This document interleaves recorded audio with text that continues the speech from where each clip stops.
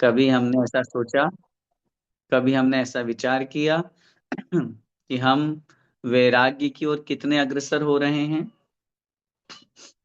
हमें आत्म कल्याण के निमित्त भूत जो मोक्ष मार्ग है उस पे बढ़ने के लिए जिन जिन से मैं राग कर रहा हूं, जिन जिन के प्रति मेरा भाव है, संपर्क है, संबंध है, राग है, उनसे मुझे कब दूर होना है, कितना दूर होना है।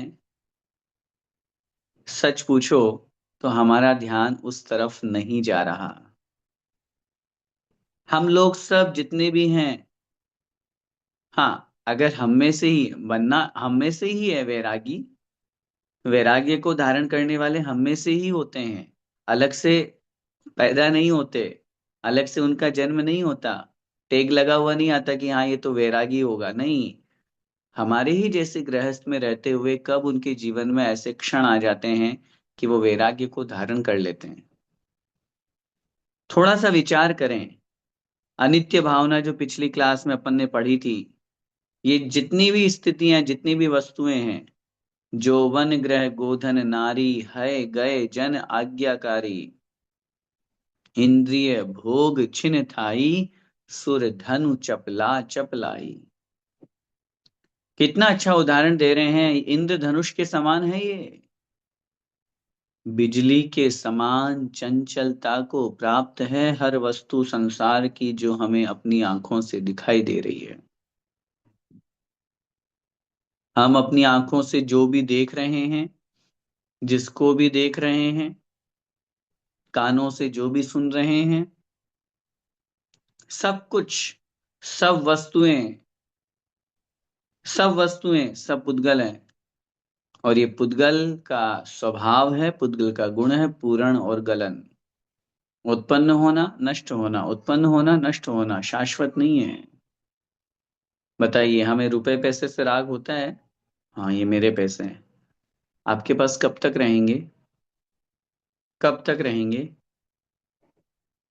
कुछ नई वस्तु खरीदनी है तो हमें उन पैसों का त्याग करना पड़ता है कि नहीं? करना पड़ता है। चलो उदाहरण लीजिए, आपने वो पैसे दे करके और गोल्ड खरीद लिया, अब हमको गोल्ड से राग हो गया। लेकिन क्या वह शाश्वत है? कब तक रहेगा? आप तो गोल्ड की बात कर रहे हो, रत्न भी ले लो। चौथे काल में भगवान के जन्म के समय पंचकल्याणक आदि जो हुए, उनमें पंचाश्चर्यों की वर्षा होना, रत्न वृष्टि होना, ये सब अपन शास्त्रों में पढ़ते हैं। लेकिन पंचम काल में वो रत्न आज कहाँ चले गए? पूज्य आचार्य श्री ने एक बार अपने प्रवचन में कहा था, पाप के प्रभाव से, पाप के कारण से वो रत्न आज रत्न रूप में नहीं रहे, कोयले की खदान बन गए। पाप के कारण से कमाया हुआ धन भी चला जाता है, और पुण्य के प्रभाव से नहीं कमाया हुआ या नहीं मिलने वाला भाग्य के रूप में या कैसे न कैसे रूप में मिल जाता है। ये सारी की सारी वस्तुएं, चाहे हमारा यौवन हो, जिस यौवन को पाकर इतना तुम इतराते हो, किसी शायर ने लिखा है, इस यौवन को पाकर इतना क्यों इतराते हो, यह यौवन भी बुढ़ापे का पैगाम लिए बैठा है। क्या शाश्वत है यौवनावस्था? क्या हमेशा रहने वाली है? विचार करें कभी ना कभी। आज ये जितने अपने बड़े बुजुर्ग लोग हैं, ये सब कभी यौवनावस्था में थे? हम किस बात का अहम करते हैं? हम किस बात का अहंकार करते हैं? हम किस बात का घमंड करते हैं? हम किस बात की अपने आप को बड़ी उस रूप में, नहीं नहीं मैं तो बड़ा जवान हूं, बड़ा हष्ट पुष्ट हूं। ये शाश्वत सत्य हमारे सामने दिख रहा है। हम अपने बचपन की फोटो देखें, सबके पास होगी, होगी ना? उस फोटो को देख करके ये चिंतन कीजिए, मैं बचपन में कैसा दिखता था। ये तो हम सब लोग देख लेते हैं, लेकिन ये भी तो चिंतन साथ में आना चाहिए। मैं बचपन में ऐसा था, आज ऐसा बन गया, इसका मतलब मुझ में परिवर्तन हुआ। मुझ में परिवर्तन हुआ, और परिवर्तन होना ही बता रहा है कि संसार की प्रत्येक वस्तु अनित्य है। कोई भी पर्याय।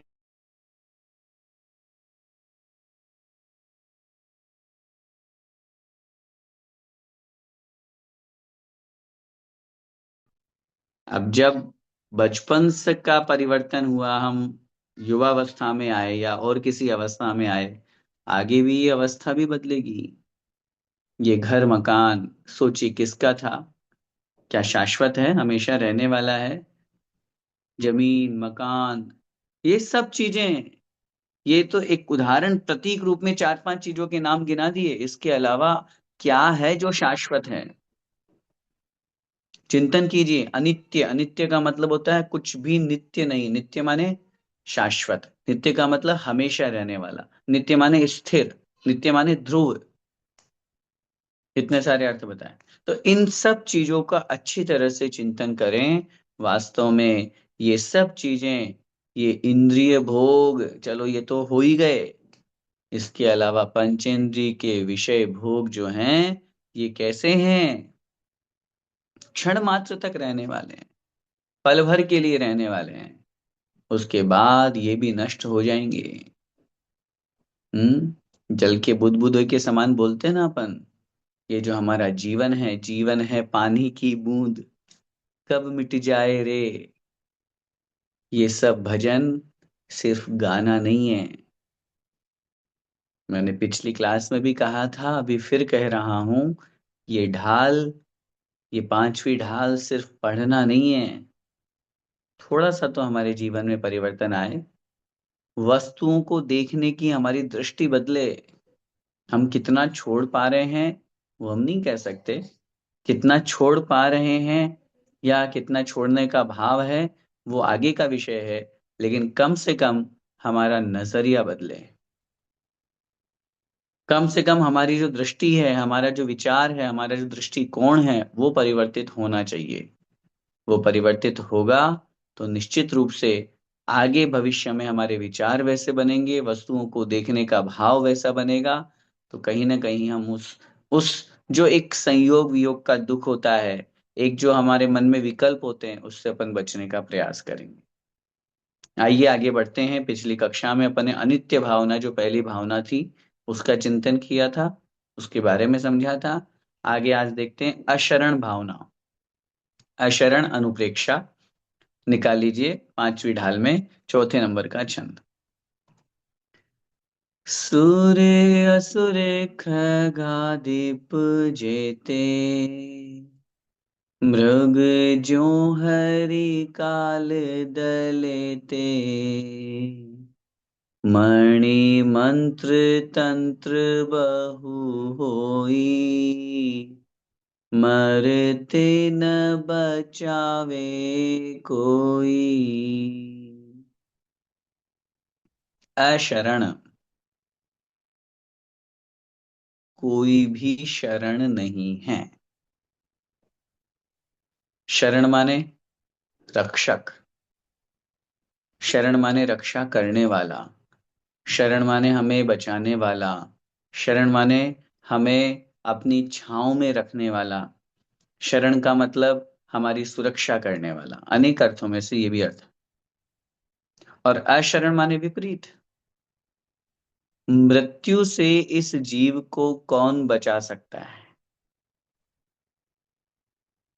अगर कोई हमें मारने आ रहा है, अगर कोई हमें हानि पहुंचा रहा है, उससे हमें कौन बचा सकता है? कोई नहीं बचा सकता। यहाँ इस छंद में पंडित दौलत राम जी ने हमें यही समझाया है, क्योंकि हमें इस संसार में सबसे बड़ा भय, सबसे बड़ा डर होता है मृत्यु का, सबसे ज्यादा। हम और किसी चीज से उतना नहीं डरेंगे। जैसे उदाहरण समझिए, आ, हमारी किसी चीज का नुकसान हो जाए, कोई टूट जाए फूट जाए, तो टूटने का भी डर होता है। जैसे आपके हाथ में कोई मोबाइल है, जस्ट एग्जांपल लैपटॉप है, तो अचानक से गिरने की स्थिति में अरे अरे, अरे, डर लगा ना। ये भय है, ये डर है। वस्तु की हानि होना, वस्तु का नुकसान होना, टूट फूट जाना, इनमें भी हमको डर लगता है, लगेगा। नो नो प्रॉब्लम, लगता है। लेकिन इससे भी और ऊपर, पैसे के खोने का भय। आप पैसे लेके जा रहे हो, कुछ भी, जो भी आपके पास में गोल्ड है, सिल्वर है, पैसे हैं, कुछ भी है, तो आपको उसको खोने का भय होगा। इसके बाद और आगे बढ़ेंगे तो कहीं ना कहीं हमारे जो स्त्री पुत्र आदि हैं, हमारे रिश्तेदार हैं, उनको खोने का भय होता है, उनसे दूर होने का, उनकी विरह वेदना होती है ना। वो मरण को प्राप्त हो जाए या दूर चले जाएं, ऐसी कोई भी स्थिति बने तो हमें उसका भय होता है। लेकिन इन सब भयों के भी ऊपर शरीर का भी भय है। शरीर को कुछ हानि हो जाती है, शरीर को नुकसान हो जाता है, कोई रोग हो गया, कोई बीमारी हो गई। अब डॉक्टर ने कह दिया साहब हार्ट की प्रॉब्लम, स्टंट डालेंगे, कुछ भी, कैंसर हो गया, कुछ भी, शरीर का भय, सुरक्षा का भय, इन सब का एक ही अर्थ निकल करके आएगा, इन सब की सुरक्षा का भय। लेकिन इनसे भी ऊपर अगर अपन चिंतन करें, कोई हमारी, उदाहरण दे रहा हूं, कोई हमारे सामने आ जाए और हमें हथियार दिखा करके बोले कि आपके पास जो कुछ भी हो सब दे दो, तो हम क्या करेंगे? नहीं तो मैं आपको मार दूंगा, ऐसा बोलेगा वो। तो अपन उस समय क्या बोलेंगे? भाई मेरी जान बख्श दे, मुझे मत मार, जो भी है मेरे पास ये ले लो। अब आप जरा इस बात पर विचार करो कि इतनी देर तो अपन इनकी सुरक्षा में लगे हुए थे, ठीक है ना, शरीर की सुरक्षा बोलो, हाँ, सोना चांदी की बोलो, रुपए पैसे की बोलो, घर मकान जमीन जायदाद की बोलो। वो बोलेगा नहीं, मुझे तेरी जो वो जमीन है ना वहां वाली, वो चाहिए। बोल दे रहा है कि नहीं, जल्दी एग्रीमेंट पे साइन कर, नहीं तो ये मैं तेरे को उड़ाया बंदूक से। हैं? उस समय क्या, क्या विचार आएगा? आएगा ना विचार यही कि अरे यार, ठीक है भाई, जान बख्श दे, ले जा। विचार कीजिए इस स्थिति पर। उस समय हमें अपनी जान प्यारी है, उस समय हम अपने आप को सुरक्षित करना चाहते हैं, हम मृत्यु से बचना चाह रहे हैं, हम मृत्यु से भयभीत हो रहे हैं, नहीं मेरी मृत्यु नहीं आए। चाहे तुझे जमीन चाहिए तो जमीन ले ले, मकान चाहिए मकान ले ले, जो चाहिए वो ले ले, मुझे मुझे मत मार। उससे तो हम बच गए। लेकिन अगर जब आयु ही पूरी हो जाए, जब आयु कर्म ही शेष नहीं रहे, तब उस स्थिति में हम कितना भी इलाज करा लें, कितने भी तंत्र मंत्र करा लें, कितने भी मंत्र तंत्र करा लें, कितने भी, कैसे भी, कहीं भी, किसी भी डॉक्टर के पास जो यहाँ भारत में नहीं है, जो यूएस में नहीं है, जहां जहां है हम उसके पास चले जाएं, उससे अपॉइंटमेंट ले लें, लेकिन मरते न बचावे कोई। इस जीव को मृत्यु से कोई नहीं बचा सकता, यह शाश्वत सत्य है। ये अशरण भावना हमें यही कह रही है, यही शिक्षा दे रही है। मेरी भावना की उस लाइन को इसके साथ में टेक कीजिए, लाखों वर्षों तक जीऊं या मृत्यु आज ही आ जावे। ये परिणाम हमारे अंदर होना चाहिए, ये भाव हमारे अंदर होना चाहिए, नहीं कोई बात नहीं, मैं लाखों वर्षों तक जीऊं या आज ही मेरी मृत्यु आ जाए, मुझे कोई गम नहीं है, मुझे कोई फर्क नहीं पड़ रहा है। जाना सबको है, हम सबकी मृत्यु निश्चित है, अटल सत्य है। इस भावना से अपन को इस अशरण भावना का चिंतन करना है। लिख रहे हैं यहाँ पे, सुर असुर खगादिप जेते। सुर माने देव, और असुर का अर्थ भी होता देव ही है, हालांकि दानव अर्थ भी निकल करके आता है, लेकिन यहाँ भावार्थ में अपन को ग्रहण करना है। सुर से तात्पर्य है वैमानिक देव, और असुर से तात्पर्य है भवनत्रिक देव। भवनवासी, व्यंतर, ज्योतिषी, इन तीनों देवों को आचार्यों ने असुर संज्ञा दी है। उसमें भी विशेष रूप से जो भवनवासी में नागेंद्र है, असुर कुमारेंद्रेण जिसको अपन बोलते हैं, असुर कुमार, नाग कुमार, है ना, ये सब। तो इस तरह से सुर असुर देवता अर्थात वैमानिक देव, असुर माने अन्य शेष देव, और खगाधिप, खग अधिप, खग, खग का तात्पर्य होता है, अब देखो शाब्दिक अर्थ पे जाओगे तो खग माने तो पक्षी होता है, लेकिन उसके अधिप माने स्वामी, और पक्षी का स्वामी कौन होगा? लेकिन यहाँ वो अर्थ ग्रहण नहीं करना। यहाँ खग, खग का मतलब होता है विद्याधर। अब कैसे निकला विद्याधर? तो संस्कृत में ख, अकेला ख, ख का मतलब होता है आकाश। तो व्युत्पत्ति उन्होंने बनाई, खे गच्छति इति खग। आकाश में जो गमन करता है उसका नाम है खग। विद्याधर, विद्याओं के प्रभाव से जो मनुष्य आकाश में गमन करते हैं वो विद्याधर कहलाते हैं। तो उनके भी जो अधिप माने स्वामी है वो विद्याधर ही अर्थ निकल करके आएगा। तो इस भाव से सुर असुर खगाधिप जेते, जेते माने जितने, जितने भी हमारे देवता हैं, वैमानिक देव हैं, भवनवासी व्यंतर ज्योतिषी देव हैं, या विद्याधर आदि हैं, वो सारे के सारे मृग ज्यो हरि काल दलेते। अब आप हम और अपनी बात कर रहे हैं, जिनका तो अकाल मरण भी संभव है। इन देवों का, चाहे भवनवासी हो, चाहे व्यंतर हो, चाहे वैमानिक हो, इनका तो अकाल मरण भी नहीं होता, लेकिन फिर भी आयु पूर्ण होने पर मृग जो हरि, मृग माने हिरण, जो माने जैसे, हरि माने, हरि माने होता है शेर। के हरि अंक बोलते हैं ना अपन महावीर भगवान के पूजन में। तो हरि का मतलब होता है, के हरि से वहां केशरी अर्थ निकाल करके और शेर अर्थ निकला है। ऐसे ही हरि अंक, हरि माने शेर। शेर के सामने यदि हिरण हो, शेर भूखा हो, एक रूपक है, तात्पर्य है, ऐसा कोई नियम नहीं है। हालांकि कोई कोई अमरचंद दीवान के जैसे शाकाहारी शेर भी, जलेबी भी खिलाया जा सकता है, लेकिन एक उदाहरण रूप में जो प्रसिद्ध है कि जैसे शेर मांसाहारी होता है, उस दृष्टि से शेर के सामने हिरण आने पर कौन बचा सकता है? शेर मृत्यु है, शेर मारने वाला है, मरने वाला है हिरण, बचने की कोई उम्मीद नहीं है। आगे लिख रहे हैं, हरि काल दलेते, काल माने काल रूपी मृत्यु के द्वारा, दले माने नष्ट कर देती है, ते माने उनको।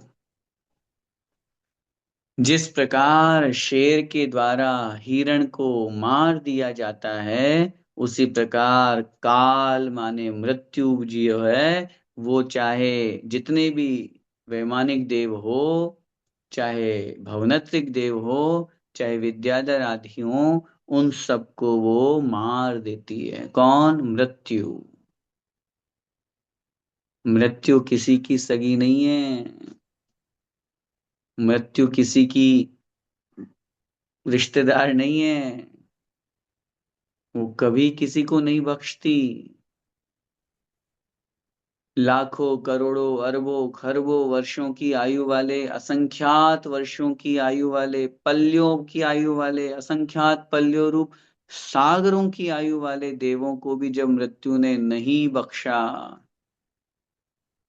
तो फिर हम और आप तो क्या हैं? मैंने बताया ना, हमारी और आपकी तो अकाल मृत्यु भी संभव है। आचार्य उमा स्वामी महाराज ने तत्वार्थ सूत्र जी में लिखा, दूसरे अध्याय के अंतिम सूत्र में, औपपादिक चरमोत्तम देहा संख्येय वर्षायुषो नपवर्त्यायुष है। उपपाद जन्म वाले देवनार की, असंख्यात वर्ष की आयु वाले जीव, भोग भूमिया जीव, मनुष्य तिर्यंच भोग भूमिया, और तद्भव मोक्षगामी, इनका अकाल मरण नहीं होता। शेष जीवों का अकाल मरण संभव है। और आज देखते हैं अपन कितने लोग मर रहे हैं। प्रतिदिन का रेशो निकालिए, एक्सीडेंट में मर जाते हैं, हार्ट अटैक से मर जाते हैं, किसी ने किसी को मार दिया उसमें मर जाते हैं। क्या हो रहा है? कितनी बीमारियां पैदा हो रही है। मणि मंत्र तंत्र बहु होई, कोई कितना भी, कोई मणि, है ना, वो अपन बोलते हैं ना सामान्य से पहले गरुड़ मणि का एक प्रयोग हुआ करता था। चिंतामणि आदि, चाहे बड़े बड़े रत्न हो, चाहे गरुड़ मणि हो, भाई ऐसे ऐसे कर देने से वो बच जाएगा। कोई मंत्र हो जाए, मंत्र, इस मंत्र का जाप, महामृत्युंजय मंत्र, तंत्र, तंत्र विद्या होती है, किसी ने आपके ऊपर तंत्र विद्या करके, बहु होई, चाहे ये कितने ही करा लीजिए, बहुत हैं, परंतु मरते न बचावे कोई। लेकिन मरते हुए जीव को कोई नहीं बचा सकता। दल बल देवी देवता, मात पिता परिवार, मरती बिरिया जीव को, कोई न राखन हार प्रभु जी, कोई न राखन हार। कौन बचा सकता है? किसी भी जीव की कर्म सिद्धांत की अगर आप बात करोगे, करनान योग के अनुसार किसी की आयु को बढ़ाया नहीं जा सकता। बुद्धिमान आयु की बात चल रही है। जो आयु हम भोग रहे हैं, जिस आयु में हम जी रहे हैं, जितनी आयु हम लेकर के आए हैं, हमारी आयु कम तो हो सकती है, हमारा अकाल मरण तो हो सकता है, लेकिन आयु में वृद्धि नहीं हो सकती। जब काल सामने आएगा, जब मृत्यु काल उपस्थित होगा, जब मरण समय उपस्थित होगा, जब हमारी आयु समाप्त हो जाएगी, कोई कितना भी प्रयास कर ले, कोई कितने भी विधान पूजा कर ले, महामृत्युंजय जाप कर ले, मणिमंत्र तंत्र में करो, भगवान भी नीचे आ जाए, आ नहीं सकते, लेकिन अगर कदाचित आ जाए तो भी उसकी मृत्यु को नहीं टाल सकते। जब आयु ही समाप्त होने पर आ गई तो क्या टालेंगे मृत्यु? कौन रोक सकता है? शास्त्रों में अगर कहीं कोई ऐसा उदाहरण किसी के पढ़ने में आया हो तो बताइए। हाँ, अगर आयु शेष है और अगर एक्सीडेंट हो गया, कोई बीमार हो गया, कोई कुछ हो गया, इलाज आदि कराने पर ठीक हो जाएगा। ठीक हो जाएगा, कोई आपत्ति नहीं है। अपन उसको भले ही अपने व्यवहार में कह सकते हैं कि यार वो तो बिल्कुल मौत के मुंह में चला गया था, हम तो मौत के मुंह से निकाल के लाए। कहने का भाव, अभी उसकी आयु शेष थी तो बचा है वो। आयु शेष रहेगी। अगर आयु शेष है तो बच सकता है, लेकिन अगर आयु शेष नहीं है तो, अगर अपनी भाषा में कहें तो ब्रह्मा जी भी नीचे आ जाएं तो भी उसकी आयु को नहीं बढ़ा सकते। यमराज भी आ जाए, यमराज भी उस पे थोड़ी दया दृष्टि दिखा दे, यमराज बोल दे हाँ नहीं ये थोड़ा मेरा रिश्तेदार है। कोई नहीं है।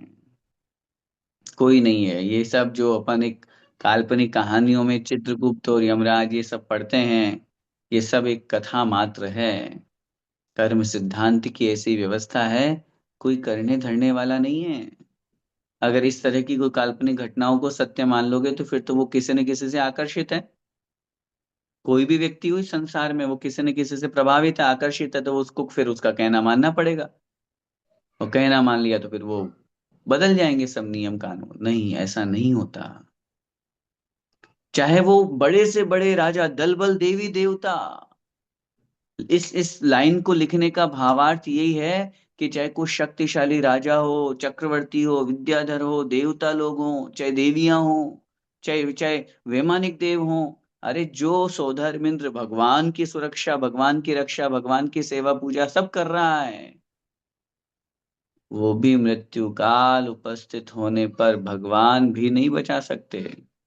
नहीं नहीं, देखो भगवान जी, मैंने तो देखो आपके सारे 5 कल्याण किए हैं ना, पूरे 5 कल्याण मैंने किए हैं। हाँ, और देखो मैं पूरे सबको लेकर के आया, इतनी तो कृपा कर दो भगवान। अब मेरी ये 6 महीने, ये देखो मेरी मारा मुरझा गई। अब मैंने तो पढ़ा है, सुना है आपके मुख से कि जब 6 महीने शेष रहते हैं तो माला मुरझा जाती है। भगवान प्लीज मेरे को अभी नहीं मरना, मेरे को तो अभी और जीना है। मेरे को आप प्लीज प्लीज, कितने कितने ही प्लीज प्लीज कर लो, कितने ही कुछ भी कर लो, नहीं बच सकते। आयु जो निश्चित है वो समाप्त होने पर नियम से मरण होगा। कोई शरण नहीं है मेरे लिए। इस मृत्यु से बचाने वाला कोई नहीं है इस दुनिया में, इस पूरे तीनों लोक में।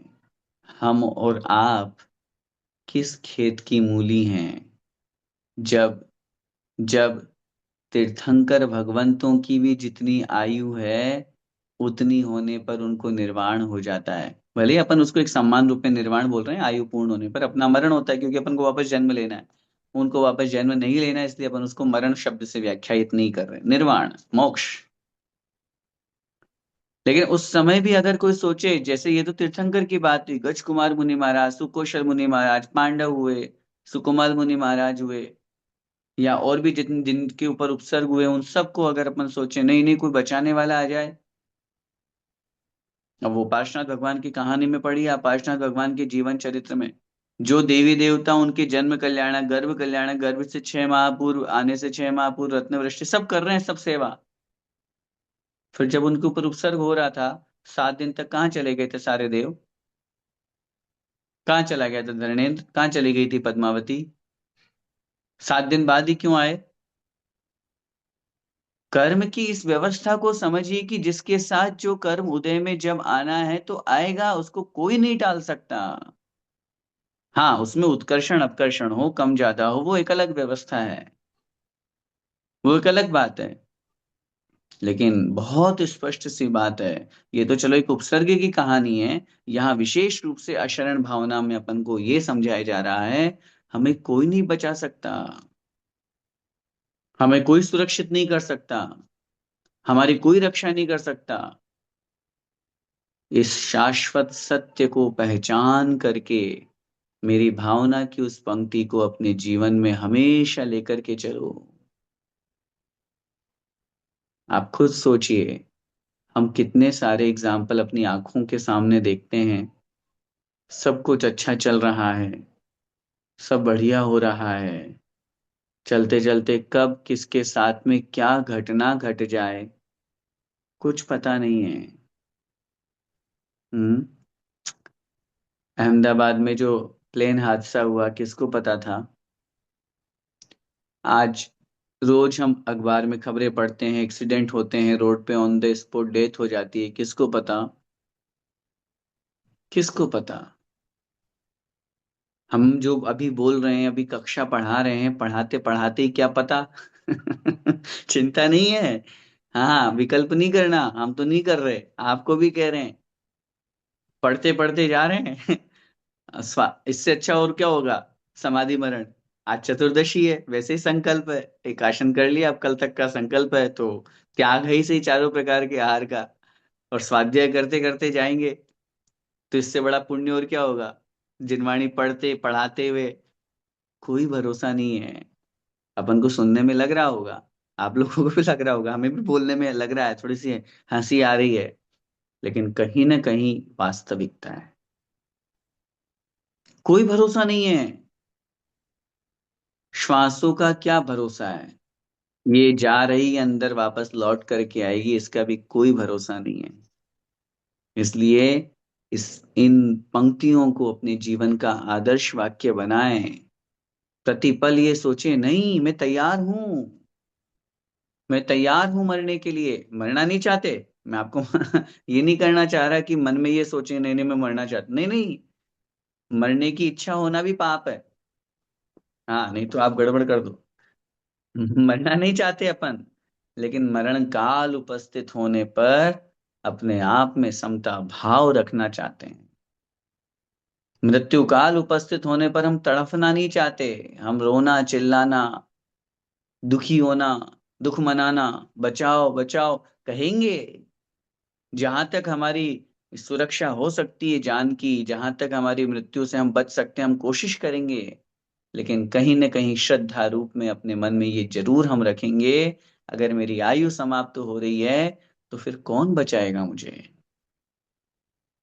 और आयु का हम ठिकाना नहीं है, आयु हम जानते नहीं किसकी कितनी आयु है। क्या पता 30 वर्ष ही हो, 35 वर्ष ही हो, 40 वर्ष ही हो, 50 60 70 80, किसकी कितनी आयु है ये हमारे ध्यान में नहीं है, हमारे ज्ञान का विषय नहीं है। इसलिए बहुत अच्छी तरह से इस छंद के भाव को अपन को समझना है कि चाहे देव हो वैमानिक, चाहे भवनत्रिक देव हो, चाहे विद्याधर हो, जैसे सिंह के सामने आने पर वह हिरण नहीं बच पाता, ऐसे ही काल, मृत्यु रूपी काल के सामने आने पर ये सब कोई नहीं बच पाते, सबकी मृत्यु निश्चित है। चाहे फिर ऐसी स्थिति में खूब मणि मंत्र तंत्र कर लो, खूब आपके पास में विद्याएं हों, खूब हमारे पास में शक्तियां हों, अब देवों के पास वैक्रियक शरीर से कितने ही वो दूसरे शरीर बना लो।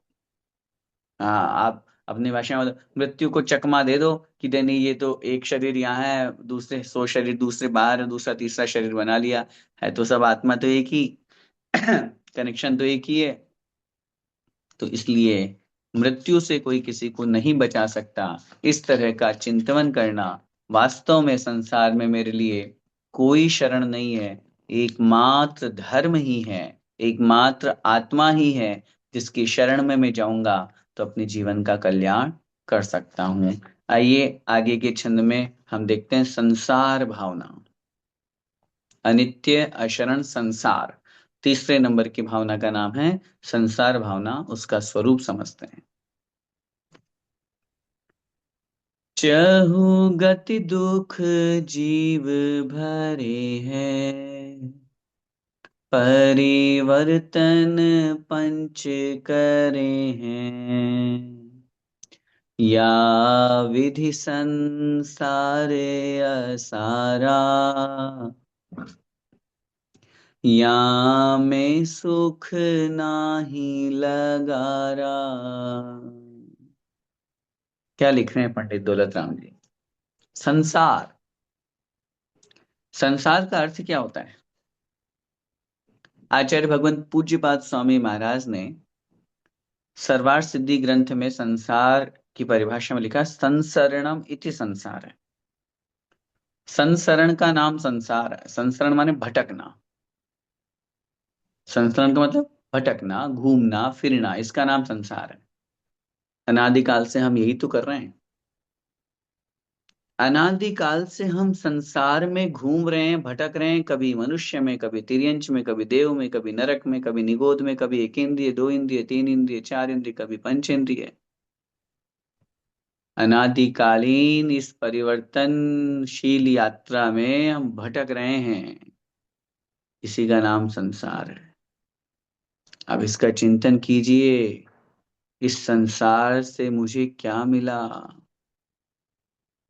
इस भटकन से क्या प्राप्त हुआ? इस परिवर्तन से क्या प्राप्त हुआ? मैं घूम रहा हूं, भटक रहा हूं, लेकिन मैं कब अपनी आत्मा की तरफ ध्यान दूंगा कि मैं इस भटकन से छुटकारा पा सकूं, इस संसार से निकल सकूं? इसके चिंतन का नाम है संसार भावना। इसलिए लिख रहे हैं, चहु गति दुख जीव भरे हैं। जीव के लिए चहु गति माने चारों गतियों में, दुख माने दुख, यह जीव भरे है। भरे माने सहन करता है। भरना पहले भी आया था शब्द, पहली ढाल में भी। चहु गति, चारों गतियों में दुख जीव, जीव माने यह जीव चारों गतियों में दुखों को भरे हैं माने सहन करते हैं। बताओ, चारों गतियों में से ऐसी कौन सी गति है जिसमें इसे सुख मिलता है? हम्म? आप कहेंगे देवगति। देवगति में सुख मिलता, तो फिर जब देवगति से निकलते हैं तो दुख क्यों होता है?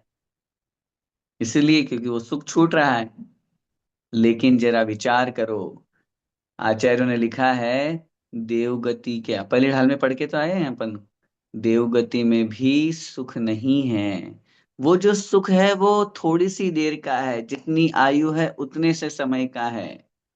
और दूसरी बात, सबसे बड़ा दुख अपने से ऊंचे देवों को देख करके, है, उनके वैभव को, उनके ऐश्वर्य को, उनके सम्मान को देख करके दुख होता है, ईर्ष्या होती है। वो सबसे बड़ा दुख है, मानसिक दुख। मनुष्य पर्याय में है, हाथ ऊपर कीजिए, हैंड रेज करो, कौन सुखी है? हैं? कितने लोग सुखी हैं? अभी तक तो एक भी नहीं आया। तो दूसरा क्वेश्चन, सब लोग दुखी हैं? सब दुखी हैं? अपने अपने जीवन का चिंतन कीजिए, कितने लोगों के जीवन में सुख है और कितने लोगों के जीवन में दुख है। हो सकता है, हो सकता है आपके मन में ये भाव आए, नहीं नहीं भैया जी, मैं तो बड़ा आपके आशीर्वाद से, भगवान के आशीर्वाद से सब सुखी है, सब बढ़िया है, सब ठीक चल रहा है, सब अच्छा चल रहा है। ये अपन अपने मन की संतुष्टि के लिए, अपने आप को अच्छा बताने के लिए, पॉजिटिव करने के लिए अपन बोल रहे हैं। अगर सुख है, सुख है, तो फिर विकल्प क्यों? और ऐसा कोई भी व्यक्ति नहीं है जो यहाँ पर बैठा हुआ या सुन रहा है जो उसको विकल्प ना हो। मैं भी हो सकता हूँ, मैं भी सम्मिलित हूँ आपके साथ में। दुख का मतलब ये नहीं होता है कि मात्र हमें कोई शारीरिक वेदना हो वही दुख हो, नहीं। मानसिक विकल्प भी दुख है। मानसिक विकल्प भी एक के बाद एक के बाद एक के बाद जो हमारे साथ में संबंध जुड़े हुए हैं, हमारे साथ में काम जुड़े हुए हैं, हमारे साथ में व्यवहार जुड़े हुए हैं, इसके बाद हमें ये करना वो करना, ये जो सब जुड़ा हुआ है, ये व्यवस्था दुख का ही विकल्प है, दुख का ही रूप है, दुख की ही व्यवस्था है। इसलिए चहु गति दुख जीव भरे, जो संसार विषय सुख होता, तीर्थंकर क्यों त्यागे, काहे को शिव साधन करते संयम सो अनुरागे।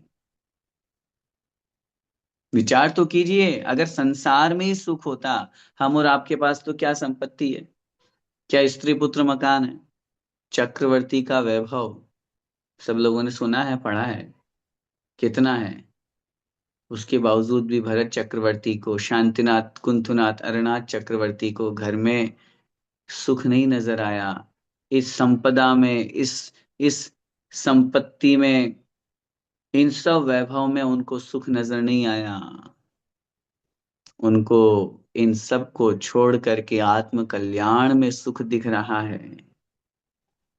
ये जितने भी वैराग्य को धारण करते हैं, जो मुनि महाराज बनते हैं, जो ब्रह्मचर्य व्रत को धारण करके मोक्ष मार्ग की यात्रा पर घर छोड़ करके संघ में सम्मिलित हो जाते हैं, इनको हम जैसे गृहस्थी में सुख नजर नहीं आ रहा है। इसीलिए वो सुख की खोज में निकल पड़े हैं। अगर इन सब में ही सुख होता तो ये क्यों त्याग करते। हकीकत देखा जाए तो अपन अपन से बड़ा अज्ञानी, अपन से बड़ा मूर्ख कोई नहीं है। अपन जानते हैं इसमें सुख नहीं है, फिर भी लगे,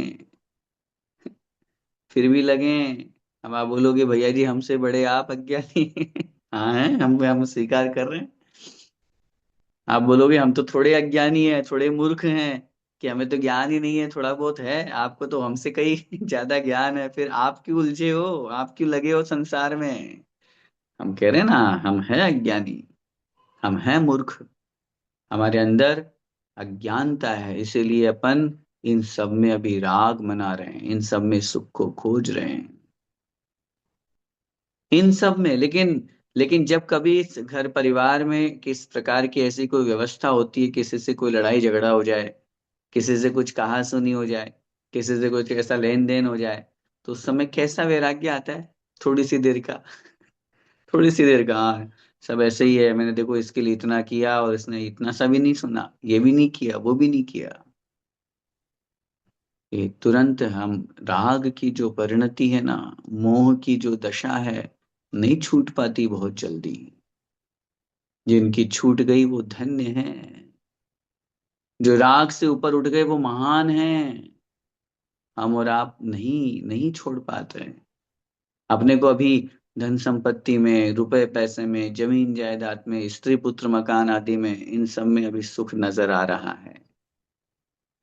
लेकिन वास्तविकता तो यही है, चारों गतियों में यह जीव दुखों को सहन करता है, परिवर्तन पंच करे है और पंच परावर्तन करता रहता है। द्रव्य, क्षेत्र, काल और भाव, और भाव, द्रव्य क्षेत्र काल भव और भाव, ये पंच परावर्तन कहलाते हैं। परिवर्तन से यहाँ अर्थ समझना, परावर्तन दोनों का एक ही अर्थ है। अनादिकाल से यह जीव पंच परावर्तन कर रहा है, और कितनी बार कर चुके हैं हम और आप, अनंतों बार, अनंतों बार। और एक परावर्तन में अनंत काल लगता है।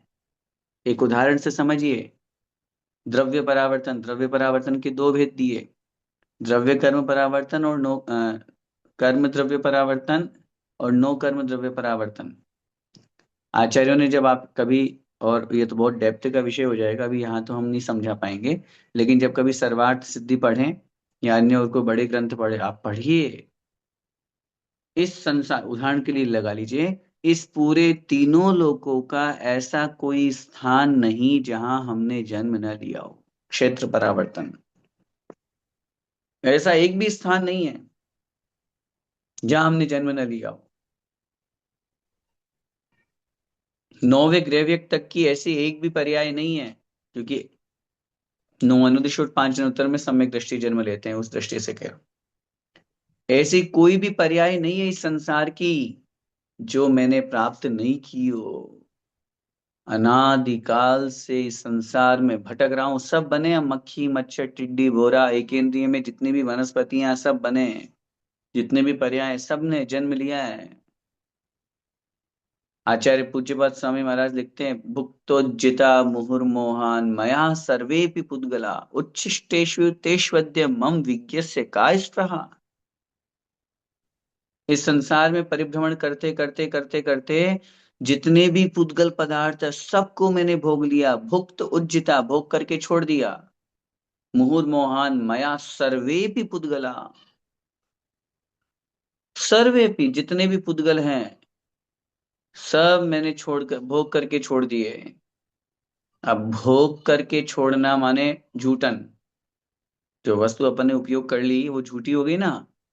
इसलिए यहाँ आचार्य महाराज लिख रहे हैं, भुक्तोजिता मुहुर्मोहन मया सर्वे उच्छिष्टेष्वद्य, उच्छिष्ट के समान, उच्छिष्ट माने होता है झूठन, वमन के समान उन वस्तुओं में, उन पुद्गलों में अगर मैं कोई स्पृहा कर रहा हूं, मम विज्ञस्य का स्पृहा, मुझ जैसे ज्ञानी की क्या इच्छा होगी कि मैं और वापस भोगूं। वहां ज्ञान को प्राप्त कर चुके उस आत्मा की बात कर रहे हैं कि वो वैरागी साधक आत्मा पुद्गल पदार्थों की वांछा नहीं करता। इस संसार का ऐसा कोई पदार्थ नहीं है जो हमने नहीं भोगा, ऐसी कोई आयु नहीं जो हमने प्राप्त नहीं की, भव परावर्तन पर्याय प्राप्त नहीं की। एक उदाहरण दिया जाता है शास्त्रों में, जब हम द्रव्य कर्म परावर्तन, नो कर्म द्रव्य परावर्तन की बात करते हैं, कि ऐसी कोई कार्मण वर्गणा, नो कर्म वर्गणा नहीं है जो मेरी आत्मा ने ग्रहण नहीं की, ग्रहण की फिर छोड़ दी, ग्रहण की फिर छोड़ी, ग्रहण की फिर छोड़ी। जैसे उदाहरण समझिए, आज आज 31 जनवरी है। आज हमने जो भोजन किया भोजन में जो चपाती आई, उस चपाती का जो गेहूं था, वो जितने गेहूं से मिलकर के आटा बना, वो गेहूं जहां से आए, जिसके यहाँ खेत में उत्पन्न हुए, अब वहां से शुरू करते हैं, हालांकि शुरुआत नहीं है, एक उदाहरण के रूप में, वो गेहूं जहां से आए, जिसकी दुकान पे गए, वहां से हम खरीद के लाए। उन खरीदने के बाद अब इतने से गेहूं तो लाए नहीं, बहुत सारे लाए, उसमें से जो हमारे आटा हमने लिया, उससे जो रोटी बनी, रोटी भी बहुत सारी बनी, हमारे जो हिस्से में आई, अपन ने जो खाई, वो जो आज अपन ने खाई, खाने के बाद में अपने शरीर में सप्त धातु रूप में परिणत हुई, मलमूत्र रूप में विसर्जन होगी, धीरे धीरे शरीर में से भी कहीं ना कहीं किसी न किसी रूप में निकलेगी। वो क्योंकि पुद्गल है, परिवर्तन हो रहा है। अब वो मलमूत्र के रूप में निकल गई या शरीर में लग गई, शरीर को जब शरीर में से जब जिस किसी दूसरे अन्य रूप में निकलेगी, वो ही पुद्गल जब वापस घूम घूम घूम घूम करके उसी किसान के खेत में गेहूं के बीज के रूप में जाएगा, उतने ही गेहूं जाएंगे, वापस वो उसी दुकान वाले को प्राप्त होंगे, दुकान वाले से हम लेकर के आएंगे, हमारे यहाँ हमारी श्रीमती जिया वो ही उसी तरह से रोटियां बनाएंगी, और वो ही वो सारी की सारी, और वो ही पुद्गल जब हम वापस ग्रहण करेंगे, तब एक नो कर्म द्रव्य परावर्तन होगा। बात समझ में आई? थोड़ा टफ है, लेकिन समझने की कोशिश की एग्जाम्पल से। जो वस्तु आज हमने जिसके रूप में उपयोग किया है, उसी रूप में वापस दोबारा, अब आप बोलोगे कुछ समझ ही नहीं आ रहा, सोचना चिंतन करना इस पे कि दोबारा कैसे वो वस्तु उसी रूप में आएगी। आएगी, 100% आएगी, पुद्गल है, पुद्गल का स्वभाव, द्रव्य तो शाश्वत है लेकिन पर्याय बदल रही है। अब मलमूत्र अपन ने किया, हो सकता है रोटी का आधा भाग जो है वो मलमूत्र में निकल गया हो। अब वो मलमूत्र कहाँ गया, कौन से नाले में बहा, कहाँ गया, कैसे गया, वो व्यवस्था, शरीर में जो सप्त धातु रूप में बना, जैसे थोड़ा सा ब्लड बन गया, खून बन गया, वो खून कहीं निकल गया, वो किस रूप में गया, कहाँ गया, ये शाश्वत सत्य है। सुनने में बड़ा आश्चर्य लग रहा है। जब पंच परावर्तन की कहानी कभी एक एक परावर्तन को समझेंगे तो रोंगटे खड़े हो जाते हैं। अपन को लगता है ये असंभव सा है, लेकिन असंभव नहीं है। ऐसा परिवर्तन, ऐसा पंच परावर्तन हम अनंतों बार कर चुके। कह रहा हूं ना मैं, आपको क्या लगता है अपन पहली बार मिले हैं? हम्म। पहली बार नहीं, पहले बहुत बार मिल चुके हैं। ये शरीर, ये रूप, ये कपड़े, ये सब चीजें हम पहले बहुत बार भोग चुके हैं, किसी न किसी रूप में, किसी न किसी पर्याय में। या विधि संसार असारा। या विधि माने इस प्रकार से, या विधि, विधि माने प्रकार, इस प्रकार से संसार असारा, यह संसार जो है वो असार है, सारहीन है। कोई सार नहीं है। सार माने अच्छा, सार माने श्रेष्ठता, सार माने आत्म कल्याण के प्रयोजन भूत, कुछ नहीं है। या में सुख ना ही लगा रहा, या में माने इस संसार में सुख ना ही, सुख नहीं है। कितना सा लगा रहा माने थोड़ा सा भी। या विधि संसार असारा, या में सुख ना ही लगा रहा, या में किंचित मात्र भी इस संसार में सुख नहीं है। किंचित मात्र भी, लगा रहा से तात्पर्य किंचित, थोड़ा सा भी। हाँ, अपन अपनी भाषा में बोलते हैं ना लगावण। हाँ, कुछ खाना खाते हैं राजस्थानी में, मारवाड़ी में बोला जाता है, खाते वक्त भोजनालय कुछ लगावण तो दे दे भाई। वो कुछ बोलने में आ रहा है, थोड़ा सा, कुछ भी, किंचित मात्र भी, थोड़ा सा भी इस संसार में सुख नहीं है। पंडित दौलत राम जी बहुत स्पष्ट लिख रहे हैं, बहुत स्पष्ट लिख रहे हैं नीचे की पंक्ति में। ये सब प्रकार से ये संसार असार है। कोई सार नहीं है, कोई सारभूत नहीं है कि संसार में रह करके किसी को बहुत कुछ तत्व ज्ञान मिल गया हो, वैराग्य हो गया हो। वैराग्य लग गया संसार में, संसार में रहते हुए की बात कर रहा हूँ। संसार में रहते हुए शाश्वत सुख मिल गया हो, संसार में रहते हुए उसको केवल ज्ञान हो गया हो, संसार में रहते हुए हो। हाँ, क्योंकि आजकल कुछ लोगों को हो रहा है ना, घर में रहते रहते शुद्ध उपयोग। इस संसार में कुछ भी किंचित मात्र भी सुख नहीं है। जिस दिन हम यह शाश्वत सत्य पहचान लेंगे, उस दिन हमें संसार से वैराग्य हो जाएगा। अभी हमें सुख नजर आ रहा है, हालांकि वो सुख नहीं है, सुखाभास है। सुख का आभास मात्र है, क्षण मात्र का सुख है। वही सुख थोड़ी देर बाद दुख देने लगेगा। वही सुख हमारे लिए दुख का कारण बन जाएगा। इसलिए इस संसार भावना में अपन को बहुत अच्छी तरह से संसार का चिंतन करना है। अपन भजन की पंक्तियां भी बोलते हैं ना, पुद्गल का क्या विश्वासा, उद्गल का क्या विश्वासा, जैसे पानी बीच बताशा, जैसे पानी बीच बताशा, जैसे चमत्कार बिजुरी का, जैसे चमत्कार बिजुरी का, और इंद्रधनुष आकाशा, और इंद्रधनुष आकाशा। बहुत सुंदर भजन है। सुना होगा, नहीं सुना हो तो आप लोग सुनिएगा। संसार की वास्तविकता, सब कुछ अनित्य है, मेरे लिए कोई शरण नहीं है। ये संसार असार है, इसमें किंचित मात्र भी मुझे सुख नजर नहीं आ रहा है। ये चिंतन करते हुए हम अपने आत्म कल्याण की ओर अग्रसर हों, क्योंकि संसार से निकल करके जब हम मोक्ष मार्ग की तरफ जाएंगे, तब हमें समझ में आएगा कि वास्तविकता में मेरी आत्मा ही नित्य है। मेरी आत्मा ही, ये धर्म ही, जिनेंद्र भगवान ही, सच्चे देवशास्त्र गुरु ही मेरे लिए शरण है। और उनकी शरण को भी एक एक समय तक प्राप्त करके फिर वास्तविकता में अपनी आत्मा का ही आश्रय लेकर के आत्मा का ही ध्यान किया जाता है, ये सब परिणति उत्पन्न होती है। समय हो रहा है। आज अपन ने जो दो छंद पढ़े, दो प्रकार की भावनाएं, जहाँ अशरण और संसार भावना का अपन ने स्वरूप समझा, हम सब इनका चिंतन करें। पुनः मैं कहना चाहूंगा, मुझे पूर्ण विश्वास है कि हम इसको मात्र पठन पाठन तक ही सीमित नहीं रखेंगे, हम इसको अपने जीवन में कुछ अपनाने का भी प्रयास करेंगे, इन भावनाओं को चिंतन करने का प्रयास करेंगे। इन सब के चिंतन से कहीं ना कहीं हमारे मन में वैराग्य के बीज उत्पन्न होंगे, हमारे जीवन में कहीं न कहीं ऐसे परिणाम जागृत होंगे कि नहीं, मैं भी आत्म कल्याण के मार्ग पर अग्रसर हूँ।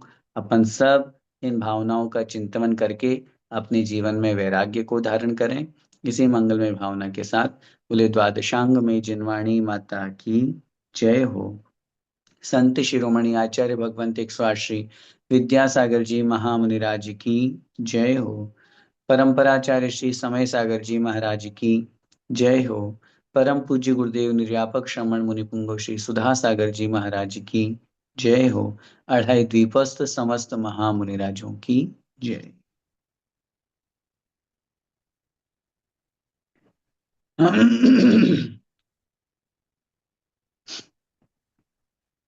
आइए, जो इस बार के क्विज थी हमारी, उसकी क्वेश्चन आंसर डिस्कस करते हैं।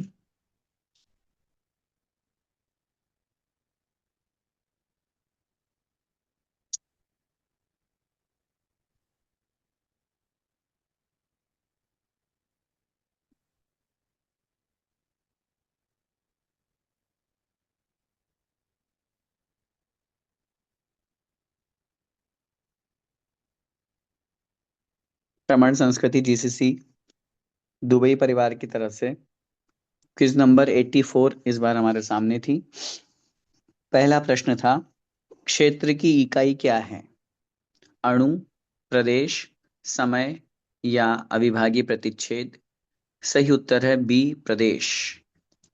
क्योंकि समय जो है वो काल की इकाई कहलाएगी, अणु जो है वो पुद्गल द्रव्य में भी की मतलब एक द्रव्य की इकाई कहलाएगी, प्रदेश जो है क्षेत्र स्थान विशेष की इकाई है। दूसरा प्रश्न, लौकिक अनुकूलता प्रतिकूलता में परस्पर निमित्त होना ये उपकार किसका है? जीव का पुद्गल के प्रति, पुद्गल का जीव के प्रति, जीव का जीव के प्रति, या पुद्गल का पुद्गल के प्रति? सही उत्तर है सी, जीव का जीव के प्रति। क्योंकि कुछ अनुकूलताएं प्रतिकूलताएं होती है, तो जीव ही जीव के लिए निमित्त बनता है। निम्न में से अरूपी द्रव्य कौन सा नहीं है? जीव, पुद्गल, आकाश या काल? सही उत्तर है बी, पुद्गल।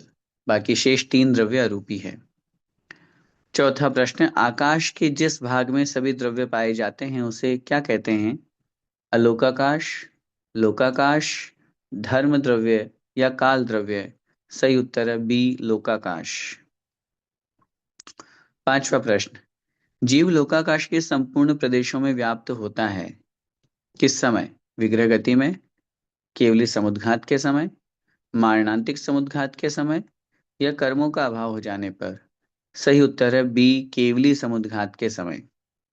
जब केवली भगवान दंड, कपाट, प्रतर और लोक पूर्ण समुद्घात करते हैं, तो लोक पूर्ण समुद्घात में लोकाकाश के प्रत्येक प्रदेश पर आत्मा का एक एक प्रदेश होता है, क्योंकि लोकाकाश के भी असंख्यात प्रदेश हैं और आत्मा के भी असंख्यात प्रदेश है इस दृष्टि से। छठा प्रश्न, एक जीव को रहने के लिए कम से कम आकाश के कितने प्रदेश चाहिए? एक, संख्यात या असंख्यात या अनंत? सही उत्तर है सी, असंख्यात।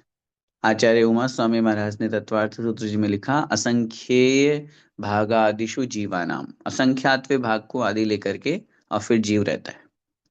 आकाश द्रव्य का क्या उपकार है? ठहरने में निमित्त होना, परिणमन में निमित्त होना, जगह देने में निमित्त होना, या श्वासोच्छ्वास में निमित्त होना? सही उत्तर है सी, जगह देने में, स्थान देने में निमित्त होना। आकाश द्रव्य का आकाशस्यावगाह है, इस तरह से सूत्र आया है। आठवां प्रश्न, द्रव्यों के वर्णन में उपकार शब्द का क्या अर्थ है? निमित्त होना, सहायता करना, इनमें से कोई नहीं, या भलाई करना? सही उत्तर है ए, निमित्त होना। परस्परोपग्रह जीवानाम सुख दुख जीवित मरणोपग्रहाश्च, वहां सब जगह जो उपकार या उपग्रह शब्द है ना, निमित्त होना। 9वां प्रश्न, निम्न में से पुद्गल की पर्याय नहीं है। शब्द, छाया, अंधकार या वर्तना। सही उत्तर है डी, वर्तना, क्योंकि वर्तना काल द्रव्य की पर्याय है या काल द्रव्य के निमित्त से होने वाला परिणमन है। बाकी ये तीन पुद्गल की पर्याय हैं। 10वां अंतिम प्रश्न, एक वस्तु में परस्पर विरुद्ध प्रतीत होने वाले दो धर्मों का अस्तित्व कैसे सिद्ध होता है? अर्पित से, अनर्पित से, मुख्य गुण दोनों से, या सिद्ध ही नहीं होता? सही उत्तर है सी, मुख्य और गुण दोनों से। अर्पिता नर्पित सिद्धे, इस तरह से सूत्र आचार्य महाराज के द्वारा दिया गया है। उस दृष्टि से अपन को उसको, अर्पित और अनर्पित का शाब्दिक अर्थ भी मुख्य और गौण ही होता है। अर्पित माने मुख्य और अनर्पित माने गौण। तो किसी भी दो विरोधी धर्मों की वस्तु तत्व की सिद्धि इन दोनों के माध्यम से होती है, ये दोनों के होने पर होती है। इस प्रकार ये 10 प्रश्न हमारे थे। रिजल्ट बहुत जल्दी आप लोगों के सामने ग्रुप में आ जाएगा। जिन लोगों ने इस प्रतियोगिता में भाग लिया, जिन्होंने इसको फॉरवर्ड किया, लोगों तक पहुंचाया, सब लोग इसमें बहुत इंटरेस्ट के साथ में आगे बढ़ रहे हैं, पढ़ रहे हैं और खूब स्वाध्याय में रुचि ले रहे हैं। मैं ऑल श्रमण संस्कृति जीसीसी दुबई टीम की तरफ से उन सबको बहुत बहुत शुभकामनाएं, और जो विनर्स रहेंगे उनको अग्रिम शुभकामनाएं, बधाइयाँ। और साथ में ही टीम के लिए बहुत बहुत आभार व्यक्त करता हूँ कि बहुत अच्छी मेहनत के साथ में वो प्रति सप्ताह इस तरह के प्रश्न बनाती हैं, और उसके साथ साथ जो वीडियोस आप लोगों के सामने आते हैं हर कक्षा के शंका समाधान के, वो पूरी टीम काम कर रही है। मैं प्रत्यक्ष और परोक्ष रूप से इस स्वाध्याय को उन्नत बनाने में जिन जिन का सहयोग मिल रहा है, उन सबका हृदय से, सभी की ओर से धन्यवाद और आभार ज्ञापित करता हूँ।